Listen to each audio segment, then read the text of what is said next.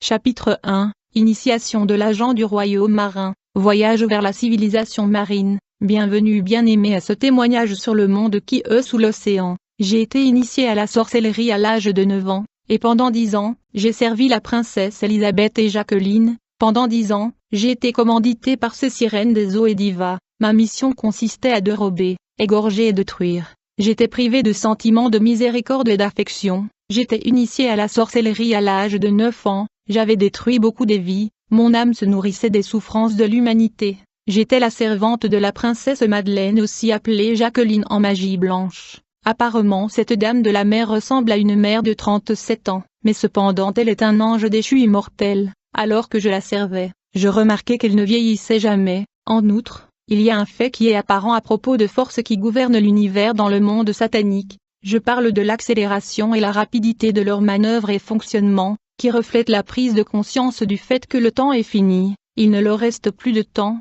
et donc ils sont nerveux et agissent parmi les enfants d'Adam avec une grande rapidité. Je me souviens qu'un jour j'étais parmi les grandes dames de la mer, et les sirènes du royaume marin. Je leur ai posé une question sur le jugement du dernier jour et le lac de feu. Ces forces et entités sataniques qui demeurent sous l'eau n'ont pas caché leur destin et ce qui leur est réservé. J'ai eu l'impression qu'ils savaient accepter leur destin, qui est les temps de feu et du soufre. Il n'y a pas de rédemption et de salut pour eux, il n'y a que des hommes créés à l'image de Dieu qui ont la promesse de la rédemption. En revanche, ces forces des ténèbres sont en train de travailler sans relâche afin d'entraîner l'ensemble de la race humaine dans les temps de feu et du soufre. Ils ne m'ont pas caché leur destin lorsque je leur ai demandé quel était le jugement dernier, ils m'ont fait comprendre clairement en me disant nous nous dirigeons tous vers les temps de feu et du soufre, c'est notre destin, ils m'ont dit, Dieu va venir nous juger tous au jour du jugement dernier. C'est pourquoi nous travaillons sans relâche pour gagner le monde, afin que nous puissions aller dans les temps de feu avec toute la race humaine. Nous voulons gagner la majorité de la race humaine. La priorité pour nous consiste à gagner les âmes car le temps est écoulé et le jugement est imminent. Nous gagnons plus d'âmes que Dieu et nous gagnerons plus des âmes.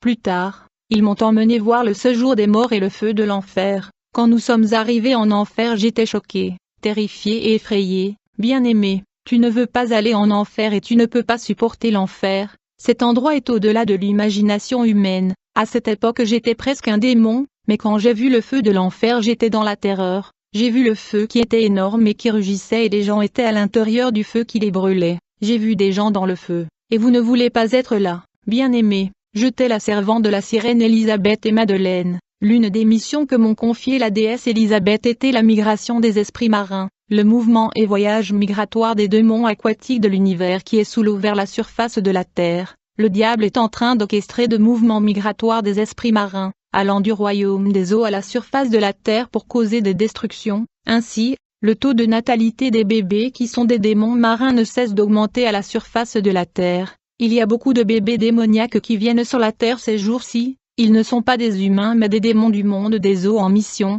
Beaucoup de démons sont en train de naître sur la Terre en ce temps de la fin. Je travaillais dans ce département de migration de démons marins dans la dimension aquatique. La princesse Elisabeth et Jacqueline m'avaient chargé de migrer les esprits des eaux à la surface de la Terre. Je transférais et remplaçais des bébés normaux par des bébés du royaume sous-marin dans le ventre de femmes enceintes. Je capturais le bébé dans le ventre de femmes enceintes et je les envoyais dans le monde sous-marine. Ensuite je remplaçais ces bébés humains dans les entrailles de femmes enceintes par des démons du royaume des eaux. Il y a donc des dames enceintes, portant des bébés venus du monde des eaux dans leur ventre, ne sachant pas que leurs bébés naturels et humains ont été transférés dans le monde mystérieux sous la mer, sous la protection de la déesse Madeleine et Elisabeth. Ainsi donc une nouvelle population de démons est en train de naître dans diverses maternités sur la Terre. Il y avait une femme qui était enceinte dans mon quartier, elle s'appelle Annette. Sa grossesse avait déjà atteint la 3e période. Un jour elle est arrivée dans notre enceinte parce qu'elle avait mal. Elle est venue chez ma mère pour l'aider à l'emmener à l'hôpital.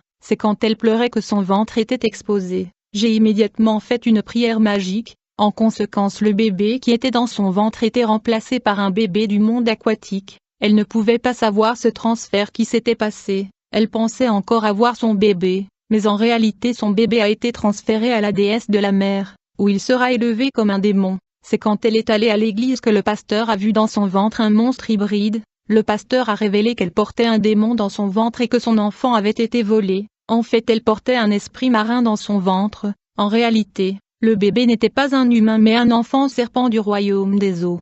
Je faisais donc disparaître aux femmes enceintes leurs enfants qui étaient transférés dans le monde marin et le esprit des eaux était placé dans le ventre de ces femmes. Je conseillerais aux parents et aux femmes enceintes de toujours couvrir le bébé avec le sang de Jésus-Christ. De nombreux enfants nés dans les maternités de par le monde ne sont pas des êtres humains ordinaires, mais des démons hybrides et des esprits marins. Ce sont des hommes serpents, des hommes à queue de poisson et des hommes scorpions, et souvent des personnes qui sont déjà mortes et continuent leur vie dans le royaume sous-marin, et sont également envoyés en mission sur la terre. En revanche, le bébé que nous volions était transféré dans le royaume marin. Ils étaient élevés par la déesse Élisabeth et Jacqueline. Lorsque ces enfants grandissaient, ils étaient envoyés à la surface sur la terre dans le but de détruire beaucoup de directeurs de grandes entreprises et corporations. Beaucoup de membres de l'élite de la société humaine et les politiciens sont de la race de serpents, de scorpions et de tritons. Nous volions donc des bébés à des femmes et les transférions dans le monde aquatique, où la déesse les élevait. De nombreux démons aquatiques sont en train de naître de cette façon dans notre monde à la surface, et ils grandissent et se marient avec des humains ordinaires et ils produisent une nouvelle race corrompue qui ne se repent jamais. C'est ainsi que le mal augmente à la surface. Chapitre 1. Initiation à la sorcellerie et voyage dans l'univers mythique. Tout a commencé quand mon père est décédé. Je me souviens que lorsque mon père était en vie, nous avions un niveau de vie élevé. Tout se passait bien, nous ne connaissions ni souffrance ni pauvreté et nous vivions dans un quartier chic de la ville. Nous avions une vie stable mais le diable a frappé. En fait, mon père est mort d'une manière mystérieuse. Je veux dire que sa mort était le résultat d'une attaque de sorcellerie. Mais c'est quand papa est mort que notre vie avait changé radicalement. Nous avons été frappés par la pauvreté, nous avons dû quitter le quartier riche et déménager dans un quartier pauvre de la ville, et nous avons commencé à expérimenter la souffrance que nous n'avons jamais connue, et il était difficile de s'habituer et de s'adapter à ce genre de vie. Ma mère devait donc se débrouiller pour s'occuper de nous. Elle s'est levée et a commencé à faire de la commerce pour s'occuper de nous, elle se rendait en province pour acheter des biens pour ensuite les vendre. En dépit de cela, nous manquions souvent d'argent. Quelquefois nous passions des jours sans manger et on mourait de faim. Nous vivions dans un quartier caractérisé par la pauvreté où nous partagions la nourriture avec la famille de mon oncle. Il y avait des jours où nous avions à partager la nourriture avec la famille de mon oncle, car ils étaient dans une situation similaire à la nôtre. Il y avait aussi des jours où nous étions affamés. Ils nous aidaient et partageaient la nourriture avec nous. Je me souviens qu'un jour nous n'avions pas à manger. La femme de mon oncle nous a apporté de la nourriture et m'a demandé de manger. Pour partager de la nourriture, ce jour-là, je mangeais sa nourriture qui était de légumes et de manioc, mais ce fut quand je dormais la nuit que des choses dramatiques ont commencé à se produire. Ce jour-là, je dormais quand soudainement j'ai vu la femme de mon oncle me réveiller dans le milieu de la nuit. Il faisait très nuit et quand elle me réveilla, elle me demanda de lui rendre la nourriture qu'elle m'avait donnée. Je trouvais cela étrange, car nous partagions autrefois de la nourriture, et il était très tard dans la nuit. Et tout le monde dormait. Je lui ai dit, « Tu manges souvent ma nourriture et je mange aussi ta nourriture. Comment peux-tu me demander de te rendre ta nourriture puisque tu manges souvent ma nourriture ?» Mais elle continue à insister pour que je lui rende la nourriture. Puis elle m'a dit, « Étant donné que vous êtes incapable de retourner la nourriture que vous avez mangée, vous devez me suivre. » À ce moment je me suis levée du lit et nous sommes sortis de la maison alors qu'il faisait nuit. Je ne pouvais pas comprendre que quand je me levais de mon lit j'avais déjà laissé mon corps sur le lit. C'était en fait mon esprit qui s'était levé, tout ceci se produisait hors du corps, ainsi donc, mon esprit avait quitté mon corps, nous étions dans la dimension astrale, la nourriture que j'avais mangée avait déjà ouvert ma vision spirituelle. Quand nous sommes sortis de la maison, j'ai vu que nous pénétrions plus profond dans l'eau. Quand nous sommes entrés dans le royaume marin, j'ai vu des bêtes marins, j'ai vu des gens qui avaient des queues de serpents, d'autres personnes avaient la queue de poisson, j'ai vu des hommes crocodiles et des hommes scorpions. La femme de mon oncle qui s'appelait Greta était une princesse du royaume marin. Elle m'a emmenée dans le monde marin pendant que tout le monde dormait et elle m'a présenté à sa maîtresse qui était une déesse de l'eau, une diva. La dame au nom de Greta collaborait avec une déesse du royaume marin appelée Madeleine, qui s'appelle Jacqueline en magie blanche. La princesse Madeleine collaborait avec la déesse Élisabeth. Ces deux divas du monde marin sont des sirènes de la toilette. Elles sont dans toutes les toilettes du monde. Quand je suis arrivé dans le château de la déesse Jacqueline et Élisabeth sous la mer, je ne pouvais pas comprendre que j'étais déjà hors de mon corps et j'ai quitté mon corps chez moi, et j'étais dans le monde astral du royaume marin.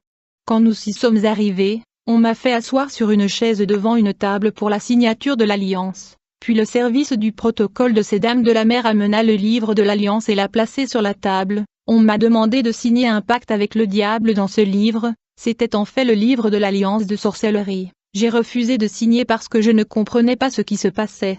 Plus tard, on m'a apporté une calebasse de sang et d'eau. J'étais supposé me laver les mains dans l'eau.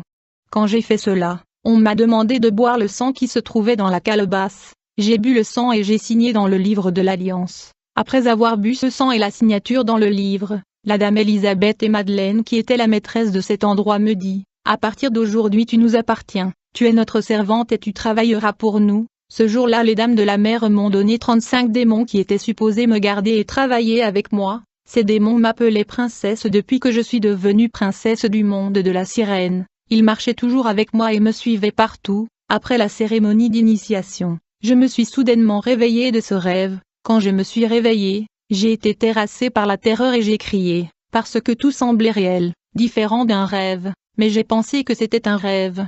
À partir de ce jour-là, la femme de mon oncle qui était une princesse du royaume marin a commencé à venir me chercher afin que nous puissions voyager dans le monde qui se trouve sous la mer. Elle venait et planait au-dessus de la maison et sifflait 3 fois. Étant donné que mes yeux et mes oreilles spirituelles étaient ouverts, je l'entendais m'appeler par son sifflement. En conséquence, je me levais de mon corps. Au moment où je sortais de ma maison, je me trouvais automatiquement dans l'avion. Laisse-moi expliquer clairement que les avions des royaumes astral et marins sont bien plus avancés que ceux du monde physique, que les technologies proviennent de la civilisation marine, que les aéronefs volants et les avions de nuit sont vraiment sophistiqués. Ainsi, alors que les gens dorment la nuit, les engins et moteurs interdimensionnels volent dans l'hyperespace, et donc chaque nuit la princesse Greta venait me chercher et on voyageait vers le monde magique et surnaturel. C'est alors que j'ai commencé à causer la destruction. Chapitre 2 Le parallèle entre le monde marin et le monde terrestre. Alors que je voyageais dans le monde aquatique, la déesse de la mer exigea que je me marie. En fait, la nuit dans le royaume marin, j'étais un adulte et une grande femme, mais dans le monde physique à la surface j'étais une très jeune fille étant donné que j'étais une grande dame du royaume de la mer. Je devais me marier et fonder une famille dans ce monde mystérieux. Je me suis mariée dans cette dimension avec un esprit humain, et j'ai eu des enfants avec cet homme. Et ces enfants sont encore en vie dans le monde marin, vu qu'ils sont des démons, ils ne vivent que dans le monde marin, alors que moi je vivais dans 2 mondes. Dans la journée j'étais dans le monde terrestre et dans la nuit je vivais dans le monde marin. Depuis que je suis venue à Christ, je suis séparée de ces enfants que j'ai donné naissance dans le royaume des eaux parce que ce sont des démons. Par ailleurs, quand j'ai eu mon premier enfant dans le monde marin, j'ai remarqué que ma maternité et ma fécondité avaient affecté mon corps terrestre. Dans le royaume des eaux j'étais une maman et j'allaitais même au sein, bien que j'étais une jeune fille pendant la journée. Dans ce monde sous l'eau j'étais mariée et j'avais des relations sexuelles comme une femme mariée normale, mais durant la journée j'étais juste une fille. Par conséquent ma virginité dans la journée était affectée par mon mariage dans le monde marin. En outre, ce monde de sirènes est si avancé qu'ils peuvent prendre un Africain et le transformer en Chinois. Ils peuvent prendre un homme occidental et le transformer en Africain. Les avancées scientifiques et technologiques de ce monde magique et mythique sous la mer est telle qu'il est difficile pour le sage du diable d'abandonner les pratiques magiques. En fait, le monde sous-marin est une civilisation construite par des anges déchus. C'était la tentative de ceux qui sont tombés du ciel de reproduire ou copier la structure et l'architecture du royaume céleste. Le monde des eaux est une civilisation physique sophistiquée, avancée et informatisée. Il est en vrai dire un monde antique, d'où proviennent les nouveaux médias. Le téléphone mobile, la technologie satellite. Dans ce monde féerique et fantastique j'ai vu les maisons dorées, j'ai vu des infrastructures routières et de technologies de pointe dans ce monde mythique du diable. L'initiation à l'occultisme a ouvert ma vision à des univers et réalités macrocosmiques cachés aux hommes naturels. Souvent quand je marchais dans la rue, étant donné que ma vision spirituelle était activée grâce à l'initiation, je pouvais voir différents types des humains. À vrai dire il y a différentes catégories des êtres humains. Je pouvais identifier des sorciers et des occultistes grâce à leurs marques et leurs symboles d'identification. Je pouvais aussi voir des êtres humains qui étaient des esprits des eaux. Je pouvais identifier des hommes qui étaient des démons physiques qui sont nés sur la terre dans des familles humaines ordinaires.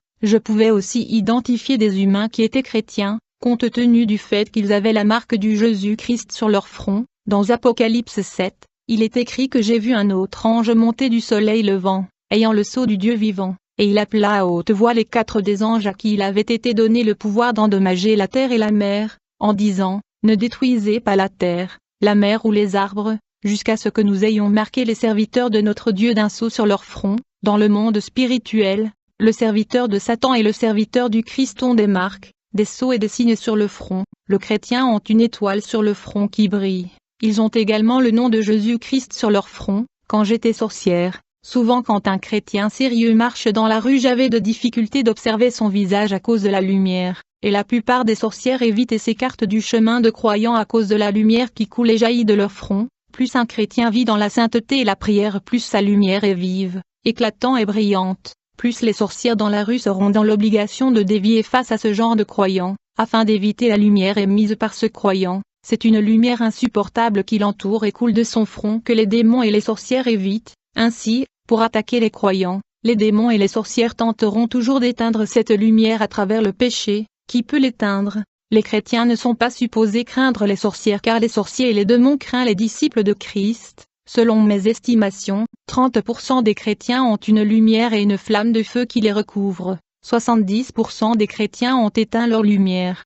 Parce qu'ils vivent selon la chair, garder la parole du Seigneur et vivre une vie consacrée à la prière, fait que le chrétien soit enveloppant d'une flamme de feu. D'autre part, il y a des églises de pasteurs occultes qui volent les étoiles des membres, ils les utilisent pour eux-mêmes. Quand vous assistez à une fausse église, le pasteur occultiste peut voler votre étoile et l'utiliser, à la suite de quoi vous serez dans la pauvreté parce que votre étoile a été utilisée par votre pasteur. Quand je suis devenu sorcier, j'ai pu reconnaître d'autres sorcières et occultistes grâce au marquage. Chaque confrérie de sorcellerie dans la nuit a sa marque et son symbole pour différencier le temple de leur appartenance. Je pouvais aussi voir de faux pasteurs, en fait ils avaient la marque de Satan sur leur front. Quand je marchais dans la rue, je pouvais aussi voir des gens marqués par l'esprit de la mort, avec la marque et le symbole de la mort. Ce sont des hommes condamnés à mort.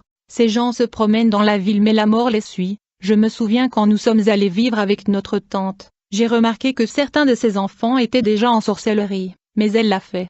Je ne savais pas que ses enfants étaient sorciers. Ma tante était une dame courageuse. Elle vendait de la viande de bête et gagnait beaucoup d'argent, mais elle était incapable de faire quelque chose de consistant avec son argent à cause de la sorcellerie.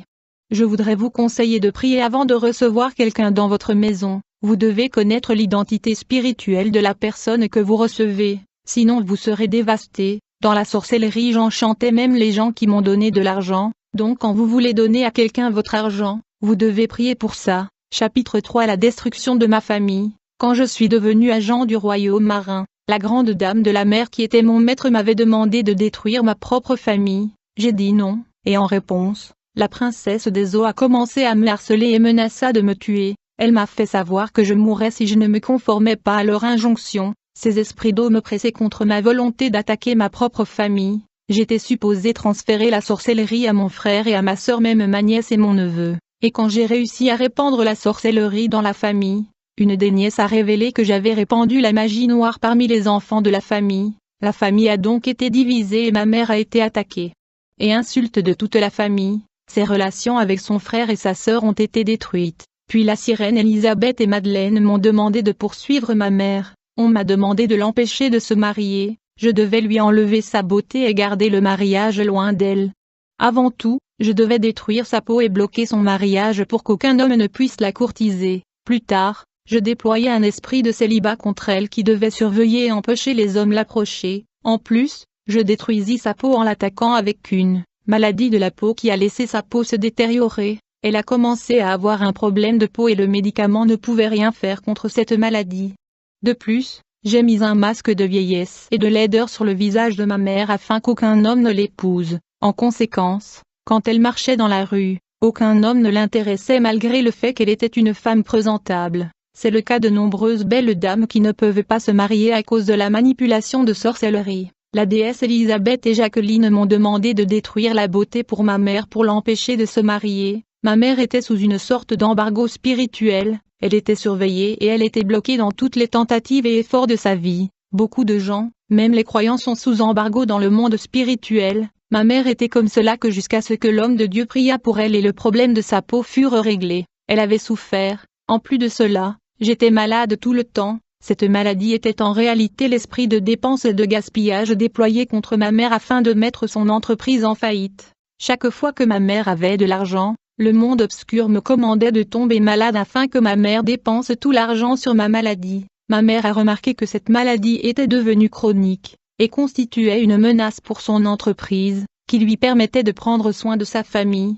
Son mari étant décédé, son entreprise était le seul moyen de subvenir aux besoins de sa famille. Elle a donc décidé de ne plus dépenser d'argent pour cette maladie. Ma mère était une femme d'affaires et une vendeuse, mais j'ai confisqué et saisi son argent et bloqué son commerce. Elle a donc fait faillite. J'ai aussi bloqué son mariage et jeté un masque de vieillesse et de laideur sur elle. Bien qu'elle était belle, personne ne voulait l'approcher pour le mariage. Il est vrai qu'elle était ma mère, mais le monde obscur a des lois. Une fois que vous devenez une sorcière, vous n'êtes plus lié à votre famille. Ils ne sont plus votre famille. Votre famille sont les membres de votre fraternité. Ceux qui ne le sont pas et ceux qui ne sont pas des sorciers sont considérés comme des bétails et des animaux. Ils sont la nourriture du sataniste et des sorcières. À un moment donné, ma sorcellerie n'était plus un secret. Presque tout le monde dans le quartier le savait et j'avais honte de me promener dans le quartier parce que les gens me montraient du doigt et me disaient « tu es une sorcière ». J'ai été stigmatisée et rejetée dans le quartier. Ma mère cachait le fait que j'étais une sorcière, mais sa sœur et son frère le disaient à tout le monde et c'était honteux. J'étais une belle femme dans le royaume marin mais j'étais moche dans le monde physique. Beaucoup d'enfants qui sont dans la sorcellerie ont une apparence de laideur parce qu'ils sont beaux dans le monde des esprits. Plus tard je fus instruit par Elisabeth et Jacqueline à manipuler ma sœur. En fait j'ai déployé le démon de la fornication contre elle. En conséquence il a commencé à dormir avec les hommes. J'ai été envoyée pour exécuter ces tâches par la princesse et je devais obéir. Chaque fois que je refusais, ces dames me menaçaient, me disent-elles. À moins que tu obéisses tu seras tué, si tu ne fais pas comme l'exige de toi tu mourras. Donc je n'avais pas le choix,